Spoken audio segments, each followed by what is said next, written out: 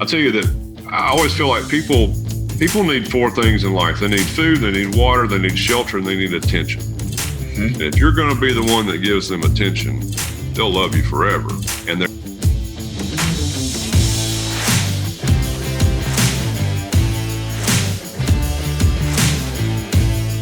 So the question is this: how do most agents find the secrets to succeed in today's competitive real estate market, especially when the top agents are keeping those secrets to themselves?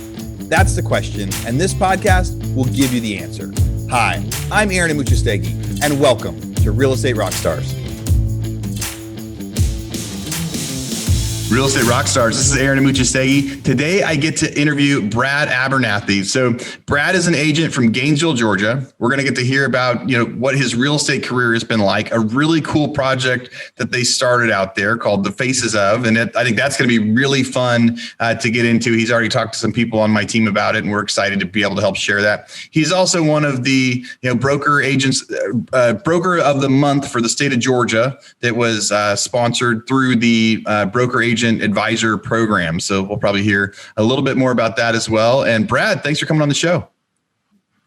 I'm glad to be here. I'm grateful to be here. Thank you for having me. Yeah. So tell me about the company you work for, where you're at out there, and how long you've been in real estate. Well, I've been in real estate I've been a full-time realtor for 26 years now. I went to work with my father's company out of college, and right now I work for the Norton Agency. It's been a family-owned business, local business since 1928. 1928. Were there official real estate agents in 1928? That's a very cool kind of history and heritage to be a part of there. That sounds very cool. Yeah, it's wonderful. It's a wonderful company to be working for. So tell us about your first year as a real estate agent. What was that like? What was that experience like? My first year? Yeah. Well, my father handed me a reverse directory and said I needed to start making phone calls and talk to people. A lot of people will say that your family can help you get into the business, but I had a father that was a broker. I had a mother that was a realtor. I had an aunt that was a realtor, and so I didn't have any family help. I had family advice, but I didn't have any family help for clients. That's super funny. Like, you almost had to become a realtor because everybody else was, but they weren't going to give you their friends because their friends were already their clients. That's correct. Yeah, I could see that really being. I've interviewed a few people whose parents had taught them and brought them in, and that was actually a challenge that they had to face. Like, they got to have the experience and the guidance, but they didn't get the things that most of the time they have is like extra referrals. And probably any of your friends that were interested kind of had already been referred by your family as prospects, right? He taught me what to do. But I had to go earn the business on my own. So I've been around for a long time, and it was about 6 months of work before I had my first closing. And I've always told people when they're getting in to plan on that. Yeah. But, it might not take that long. Yeah, no, 6 months is a good number, right? It helps people understand that it takes a little while. And when people are setting up websites to get, you have to tell people, hey, it's going to take 6 months to get that. When people are like really going after, their real estate clients, it's normal for it to take time. Do you remember how many closings you ended up having your first year by the end of it? That was 26 years ago, so I don't remember. Yeah. I remember at the time, everybody's goal around here was to try to sell $1 million worth of real estate. And I didn't sell $1 million worth my first year, but did my second and every year since, at least that. So that's awesome. So what about last year? So in 2020, how many sales you had?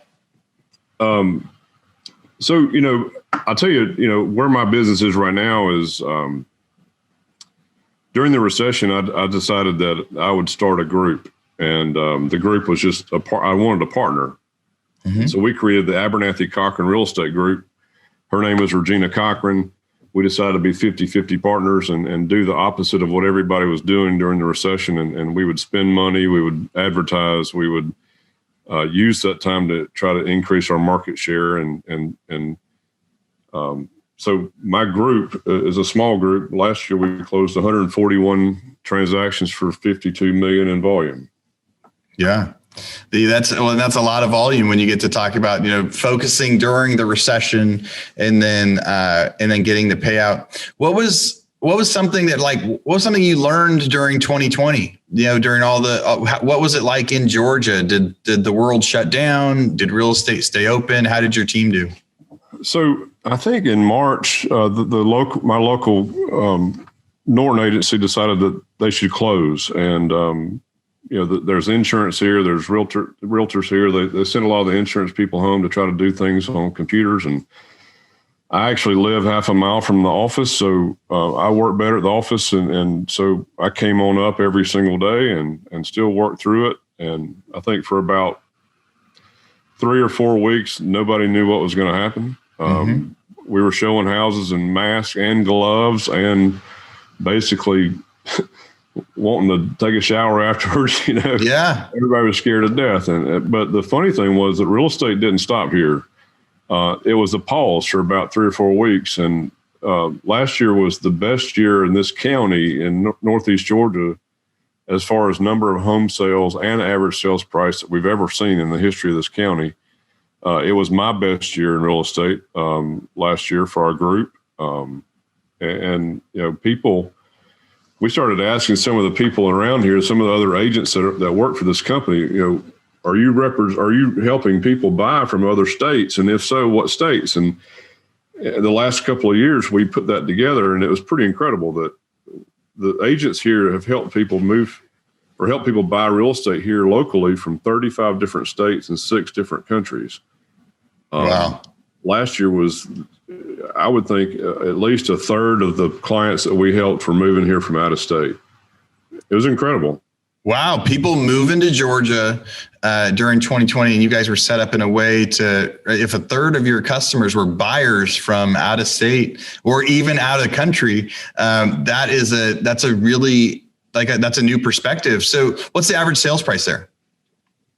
Our average sales price here is right around $350,000. Okay. And before 2020, did you have half buyers agents, half sellers agents? Did you lean one way or another? Prior to 2020, I think historically our group has been about 55 to 60% listings, sellers, and the other buyers. Last year, we were 70-30 listings to buyers. Okay. So right now you're helping people buy from out of state. Is in Georgia, are you getting is there 10 offers per property? Like when you're putting in offers, are people replying? I saw somebody post a thing on social media the other day. It was like there was 120 offers on a property, or they offered 150,000 over asking and they still didn't get a reply or something like that. Are you seeing anything like that out there? A lot of that. It's really the first time we've ever seen anything like it was last year, and right now especially. There's a bunch of people that want to sell their house, but they're afraid to put their house on the open market because they don't know where they're going to go. Yeah. And anything under about $400,000 in this town is getting multiple offers within the first week.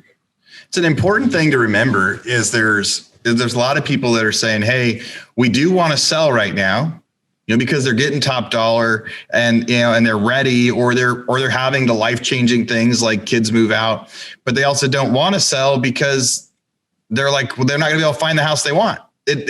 People forget about that when they're thinking, hey, it's a seller's market, so sellers can get top dollar, but there's probably a part of what is, hurting the inventory and keeping months of inventory so low is the fact that some sellers do not want to list for sale right now because they know as soon as they do, they're going to, instead of being the seller where you're getting 20 offers, they're going to be one of 20 people making offers on something. And that's totally a different perspective. Most sellers right now, yes, they have to become a buyer next. So you go from being in a seller's market to being a buyer. If you were giving your agents or your clients advice right now, if you're going to be offering on that $300,000 house that's going to have 20 offers, what is the secret of getting your offer accepted? What are you telling your clients? What are you telling your agents? Like, this is how we stand out. This is how we get our offers accepted when there's 20 other offers on a property. I'll tell people that they've got to make their offer look better than every other offer that the seller's going to see.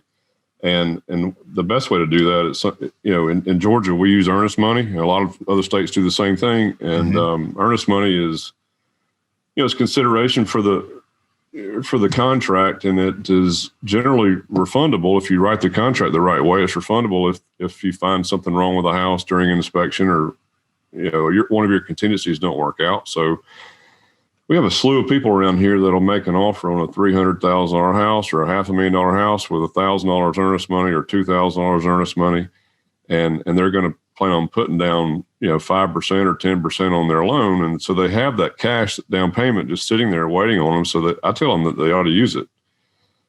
If I'm a seller and I'm selling my house for $300,000 and I'm looking at all these 3 or 4 offers for full price, or maybe even a little bit over full price, and they're all coming in with earnest money of $2,000 or $3,000 or $4,000, and then here's this other offer that is nice and clean and offers me what I want, but there's $50,000 earnest money down. Yeah, I look at that a lot more seriously. And technically, earnest money, if you're going to buy it, you're going to use that money in the down payment anyway. So I tell people to make their offer look enticing. That's a great point. They're going to put 20% down. Most buyers are going to put 20% down anyway. So put in their earnest money, or even if they're an FHA buyer, even if they're 3.5% down, like put it all into your earnest money, make it maybe as high as possible. Let them know that you're serious and you have that. I have not heard that as one of the answers. I think that's great advice. Real Estate Rockstars, this is a commercial break from our biggest podcast sponsor we have right now, Rent Ready.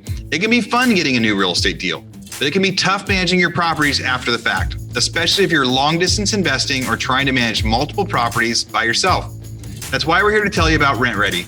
Rent Ready is a property management software that not only makes it easier to manage all your real estate deals from one platform, but they also have the best customer service support in the biz. They're an all-in-one app that lets you easily manage properties, collect rent, list units, screen tenants, sign leases, all from your phone or computer. Imagine all of your real estate doors right in your pocket. How awesome is that? The best part is it's so affordable, one flat price for everything. Unlimited properties, tenants, and support with a real live human. And I have to add in there, that's a new business model that not a lot of people are doing. There's like this freemium model where people say, hey, you can try this, but as soon as you grow, it's going to cost you a lot of money.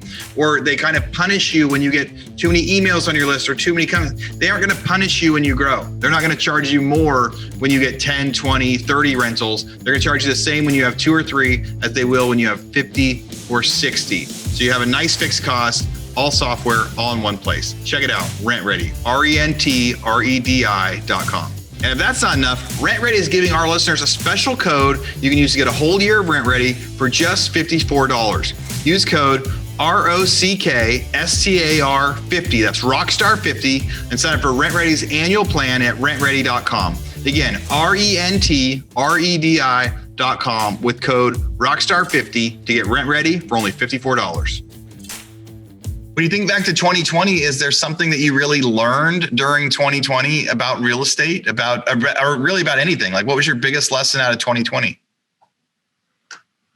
So the market is really good here in Northeast Georgia, and people have found us. We have a wonderful community. I can list a million different reasons that people move here. From one of the top hospitals in the state, we have wonderful employment here. We're right within 30 minutes to 5 or 6 different universities, and the lake, the mountains, everything that we have. We're an hour from Atlanta. I think that our market has been getting stronger and stronger every year. And the biggest challenge that we realized in 2020 were how many agents we now have in our market.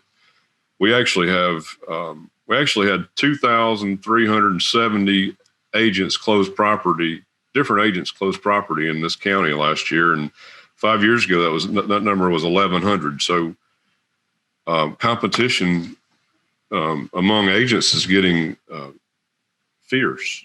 Yeah. So I think that's one of the biggest changes. And honestly, out of those 2,300, you got about 1,900 of them that closed less than 3 deals. And so,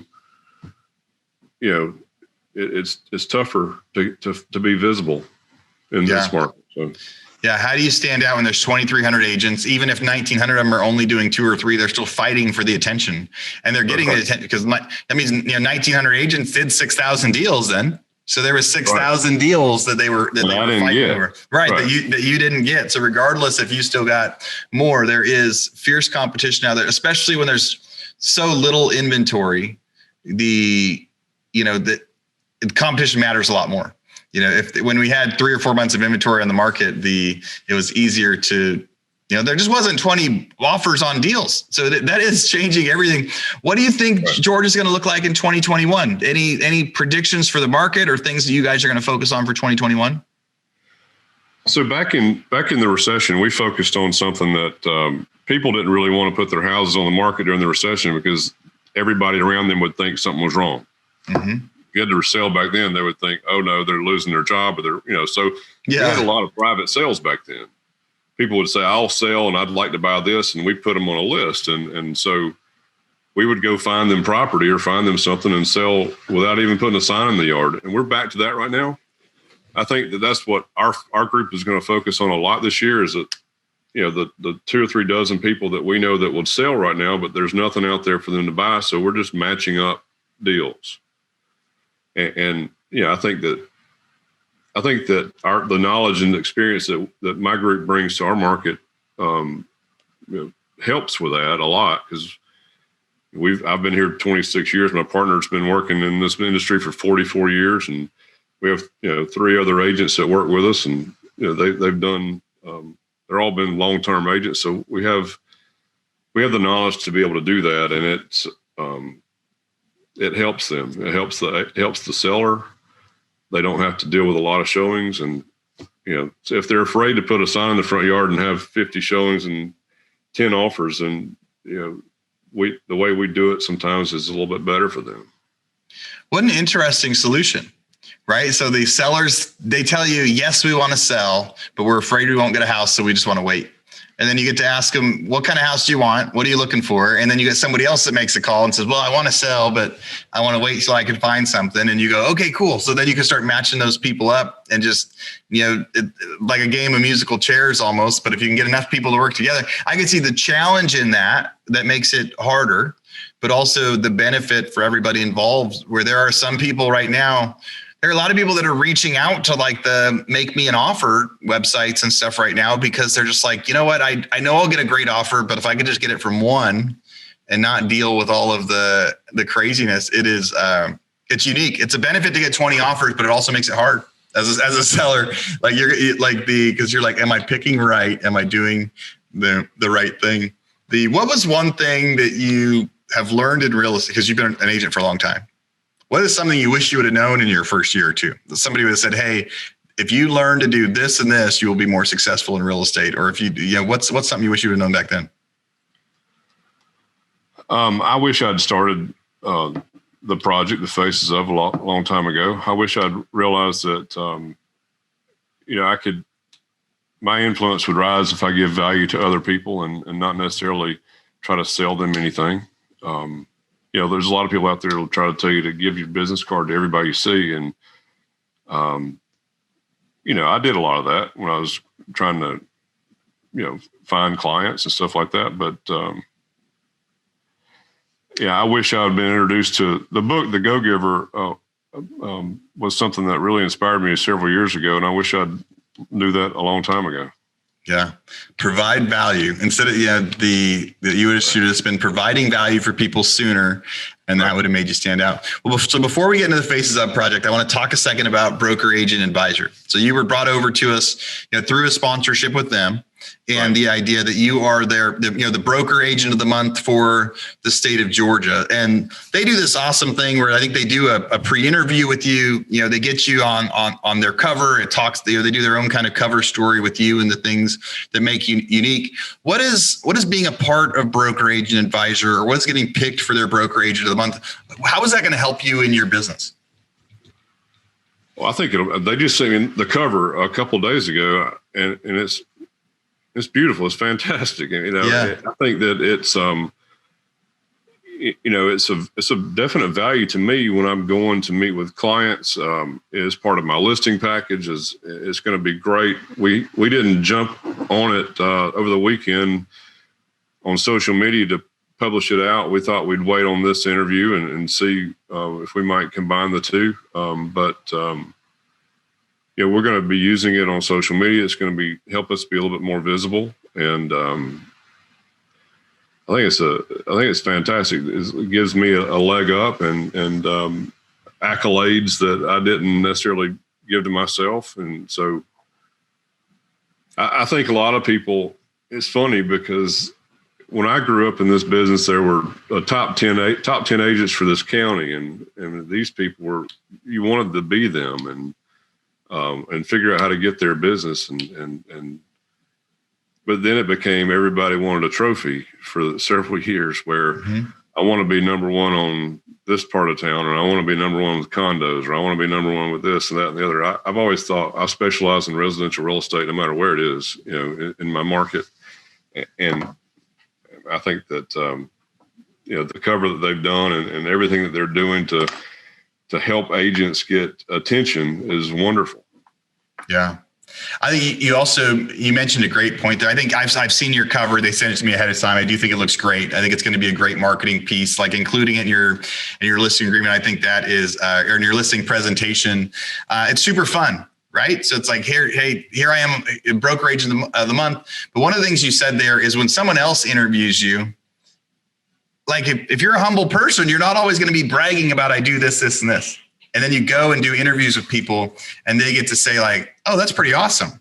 Like you never know until you do the interview. Then afterward, they pick out some things that are really cool accomplishments that you've done that you wouldn't necessarily be telling people outwardly. You wouldn't necessarily be bragging about, so when someone else is doing the interview and they find those, it really adds to it. So I'm excited for you to be able to push that out at the same time as this podcast. And so a lot of you guys that follow us on social media, you'll see on a lot of our Instagram tags for these broker agent people, that we do have a different partnership with them, and you'll see it kind of co-marketed and co-tagged together. So, Brad, tell me about the Faces of project. In 2015, I started a little project, and what it was I got offered a high school senior that needed to intern with us, free of charge, and so she needed a marketing project to work on. And so we didn't have one. And within 3 days, we brainstormed a lot and created this project. We decided that we're working so hard showing our town and our community and showing why it's so much better than other towns or communities that people might be wanting to move to. We decided that our communities, more than the streets and the buildings and the schools and the jobs and healthcare, our community is really defined by the people here. Because you ask people what they love most about this community, it's the people. And so we decided that we would tell a story about our community through the people here, one face at a time. And so we would nominate whoever we wanted to nominate. We would ask other people to nominate people who were happy, positive people in our community, whether they were a student or retiree or a teacher or somebody that might be the who's who of this town. We decided we wanted just positive people, and we would go out and ask them a few questions about what they like most about this town and a few questions about them. And we'd take their smiling picture and put it on our website. And we do it again, and we do it again, and we do it again. And pretty soon we weaved together a story about our town told through all the people here. When you ask 100 of our people what they like most about our town, they're the ones selling our town. What their favorite restaurant is, all of a sudden a lot of other people say, oh, I've never tried that before. So it promotes local business, it promotes people. And, the whole project was, we just wanted a different perspective on how we market and how we're known as top of mind. And we were number one in our market. We've been number one in our market for 11 years now. We were number one in our market when we started that project. But since then, we've had a lot more competition get in the market. We've increased our sales by 60% since we started this project. And everything we do now in marketing is surrounded by this project. It's just a wonderful, wonderful thing. And So where would I see the faces of for Gainesville? Is there a website that I could go see where your project is? Yeah, when we started it, we decided that we would start it for Hall County. Thefacesofhallcounty.com will take you right to it. Thefacesofhallcounty.com. And so as we started interviewing people, we realized that real fast that what we'd hoped for was that it would build more visibility on our website. Our website had 568 people per month on it back in 2015. And at a few months after we started this project, we had 4,000 people a month on our website. The next year we had 5 or 6. We were up to between 7,000 and 8,000 people per month on our website. And we live in a town of 40,000 people. And so our visibility exploded.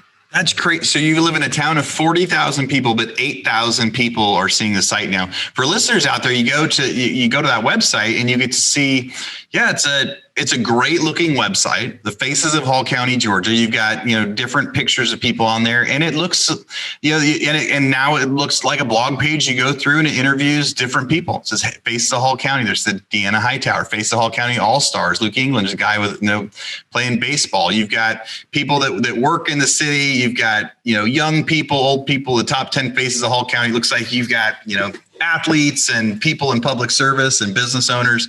Really, really cool stuff. So you've been able to start, kind of promoting that. You tell the story. They say, they get to say why they love the town, but also they get to start sharing some of their favorite stuff. I could see why people now in Gainesville go look at the website, or in Hall County, go look at the website and start to see what a simple way to start providing value and also have it just really, really grow out there. Now, I think you've actually started to help other people do this now. When I was looking at your broker agent advisor kind of write up, like this is now a thing that you've been expanding to, to other areas as well. Agents can sign up and you can help them set up their own.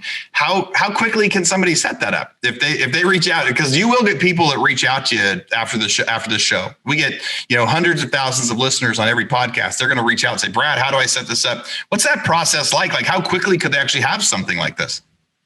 They can have something in just a matter of 2 or 3 days. The funny thing was I had an agent, a friend of mine that was in a totally different town from me, kept watching this whole story and he kept asking me about it. And I didn't want to share any secrets. I didn't want anybody knowing what we were doing. And he wrote me a check for $5,000. And he said, here's a check. I want you to tell me what you're doing and I won't let me do it in my town. And so I said, okay. So I told him what I was doing, and so I gave him the whole thing. I said, here's what you do. And so months and months and months went by, and he couldn't find the right web guy to build it, and he couldn't do this and that, and nothing ever happened for him. And I was disappointed, and I gave him back his money. And I went and reached out, and I found somebody. I found Bugler Design Group in Beaufort, Georgia, and Brian Weiss. And I said, people are not going to implement this themselves. Let's implement it for them and give them an easy way to get in at $250 a month. And that, we can teach somebody in Portland, Oregon, or teach somebody in Austin, Texas, how to do the same thing. And they'll be the number one agent in their market, or at least the most visible and recognizable realtor in their market in just a matter of months by doing this. There's no doubt. And so they, now fast forward, we have 105 partners in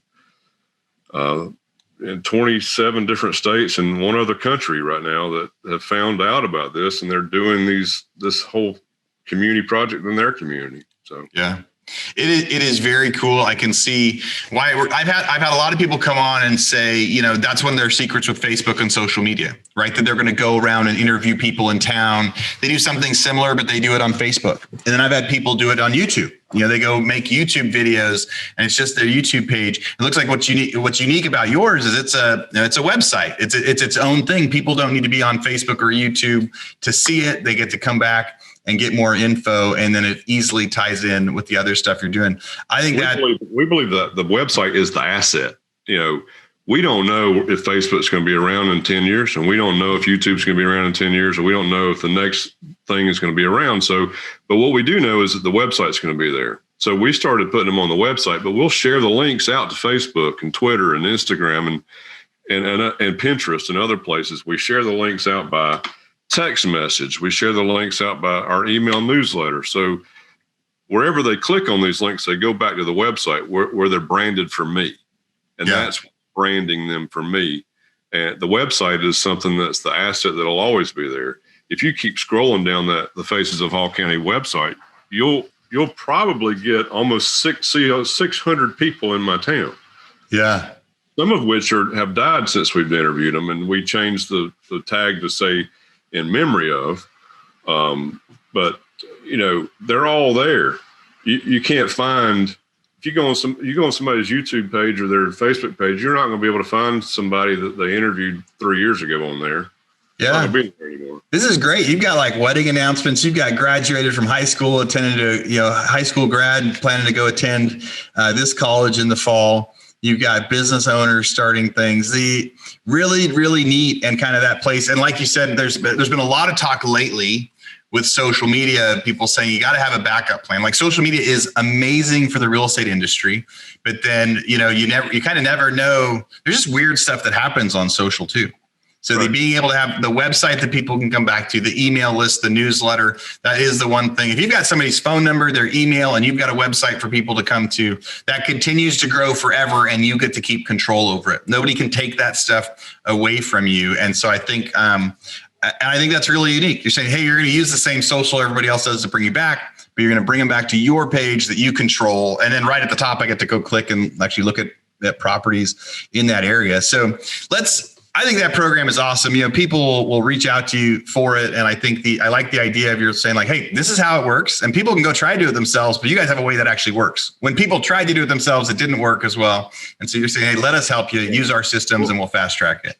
We have a real estate coach that retired from her job as a real estate coach. She now works for us exclusively. And so she coaches all of our partners. She calls them and checks on them and watches what they're doing. We share ideas. The wonderful thing you mentioned a minute ago about some of the high school seniors, last year, all across the country, the high school seniors couldn't walk, in graduations because of COVID. One of our partners in Texas decided that she said, I'm going to interview all the seniors and show them there so that their grandparents can be proud and see. And so she shared that with all the partners for the Faces of. And so I think about out of 100 or so partners, I bet 70 or 80 of our partners instituted something like that last summer, where they spent a lot of time interviewing high school seniors and where you're going to go to college and, what are you going to do with your life? And I tell you that I always feel like people need four things in life. They need food, they need water, they need shelter, and they need attention. Mm-hmm. And if you're going to be the one that gives them attention, they'll love you forever. And their grandparents will love you forever. And their parents will love you forever. So we believe that we're growing our sphere of influence in a little bit of a molecular way, where if we reach way over here and touch this person's life, then the immediate surrounding sphere of influence of that person is going to recognize us for doing it too. So we grow that way.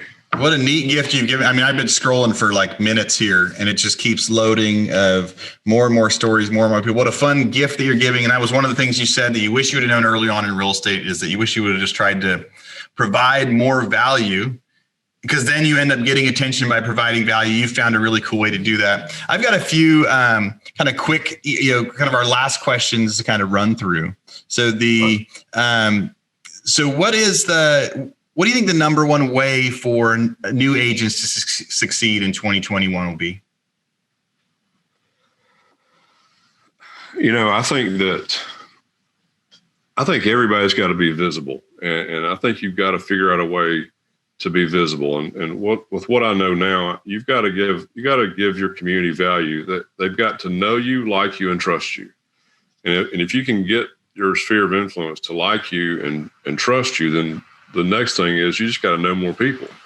So you've got to get out and see people, and if you give them value, that they'll come to you. There was a study done a while back that in California, where they basically asked this whole neighborhood, who's the top agents in this neighborhood, and they listed them, and they were some of the people you would think, and then they made this guy up and put him on a postcard and sent this whole community like 8 months of postcards of this fake guy that was a realtor. And then a couple months later, they called this community back and said, "Who's the top agents in your market?" And, well, the number one agent they mentioned was the guy that didn't even exist.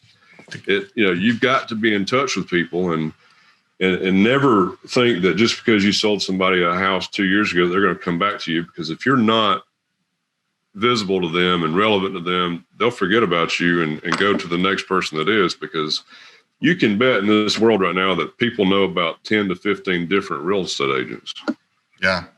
That's a really interesting, like kind of survey thing that they did. They said, because a lot of people invest in marketing, invest in letters, and they don't see a payoff right away. And they say that wasn't worth it. You're going, no, for a guy that didn't even exist, you send out enough postcards, people get that recognition, and they were at least going like, hey, he's the best. So then maybe they didn't pick up and call from that postcard, but then whatever that next touch was going to be could have been that thing that said they've already now, it's like they trust the guy because they've gotten all the postcards without him actually knowing who he is. So right now it seems like listing agents and sellers just can't go wrong. They list a house on the market, it's going to sell for over a gazillion offers. But what is one piece of advice you would give a seller? We talked about like to get your offer accepted as a buyer, but as a seller, what's your number one advice you would give them to get either, the most for their house or to accept the best offer? Well, I think there's a lot of people and websites and apps and different things that try to get into the real estate business, and either they're trying to get into the business by getting sellers to list with them or getting sellers to sell to them right away, but without going on the real market. I think it's vital for a seller to hire somebody that's experienced in the market. I think that nationally, 80% of new agents are out of the business in 2 years, and 90% are out of the business in 5 years. And a lot of people are choosing these agents to deal with, and they may be leaving money on the table, or they may not be thinking about, hey, in a seller's market, I can get about anything I want. Well, I could probably get an extra couple of months in my house too. If I played it right, if I had 10 offers in our market right now, a buyer would almost give anything to get into a cute house in town if it's priced right. And they would, if the seller said, well, I don't really know where I'm going, I'd like to close in 3 months rather than 1 month, the buyer would not hesitate to give them that.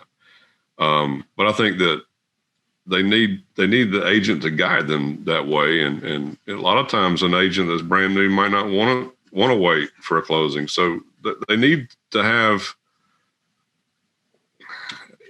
there was something I read in a book that Matthew McConaughey wrote a book and about himself. And he said that the best advice he ever got was you can't act like you can't need the business. You've got to be cool and calm, and you can't go in needing the business. So, sellers need to watch who they're hiring, because there's a lot of people out there that are desperate for the business, and they're desperate to get the listings at any price and do, the sellers sometimes leave money on the table or other things.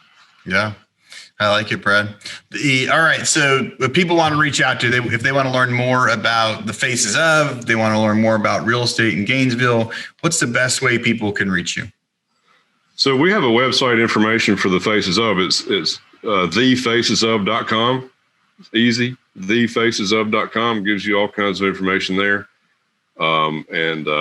My email address is on that website. It's, you can reach me at rbradabernathy@gmail. R as in Russell, Brad Abernathy @gmail.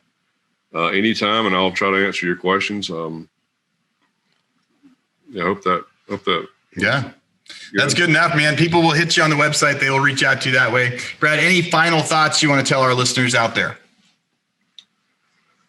Final thoughts. What you said also about new agents, I think new agents ought to seek out experienced agents to work for a couple of years at least while they learn. I think new agents ought to remember that, if they were to run their own business, they'd probably be doing so at, 20 to 30% of overhead that they'd have to be paying in. So they shouldn't go out there and take the first broker deal that offers them 100% commissions or 90% commissions. They need to find somebody that's established. My company's been here since 1928, and every agent here starts about 70% on the commission split every year, but there's a lot of value that goes into stuff like that. And I think, final thoughts on this industry. I think that all the new agents that get in, find somebody to work with and learn from. And, I can help you be visible. I can help you. The thing is, I would never want to share a secret to somebody local, but, I'm happy to help others in other places become the most well-known realtor in their market. And we're doing that around the country, and it's been a lot of fun. Yeah, it is very cool. I can see why that's a fun project that provides a lot of value, and you're having fun along the way. So very cool. I'm sure our listeners got a lot of value out of that. If it sounded like Brad said at the very beginning, and one thing he focused on is if you can provide value for your community, you're going to know you more. We've heard a lot of people lately talk about, know and trust and that sort of thing. He said, but then the other secret is now you just need to know more people. So a lot of our listeners are actually good at getting people to trust them, but knowing more people, that's that top of funnel. That's what Brad is focusing on. So really unique way to do that. Brad, thanks for coming on the show. Real Estate Rockstars. Thanks for listening. Thank you very much. All right, Real Estate Rockstars. This is Aaron Muchastegui jumping in again to thank you for listening to the show. Hopefully you guys loved listening to that one. And I want to make sure that you know about all of the extra resources that we have. And also, we need your help.